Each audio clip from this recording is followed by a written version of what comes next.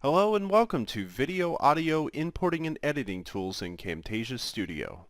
Camtasia allows you to import almost any media file. To get started, click on the Import Media button. A dialog box will appear and we can select the media we wish to include in the project. The media will now appear in your clip bin. To change the sorting and viewing options, right-click in the white space. For viewing options, choose either thumbnails or details, and for sorting options, choose either name or type. Lastly, we see the Show in Groups option is enabled, which allows for labels and lines between types of media. Next, right-click on a file. If we added this file by mistake, we could remove it, but instead we'll click Preview. This not only works for videos, but audio and images as well. Lastly, if you had an updated or slightly different media file to replace a current one with, choose Update Media and locate the new file to put in your project. Now, let's talk about the timeline.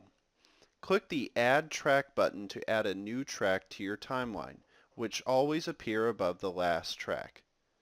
Right-click on the track. You could remove it if it was created by mistake, but let's rename it instead.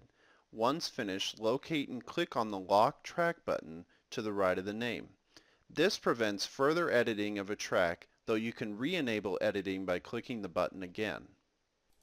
Moving on, let's explore the playhead marker. You can move it by clicking and dragging it along the timeline.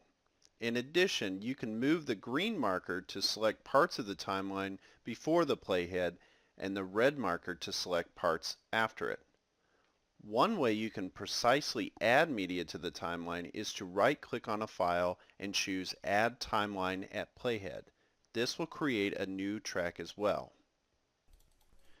To split media into two parts, use the Split tool. First, select the clip, then place the playhead at a point in the clip, and then click the Split button.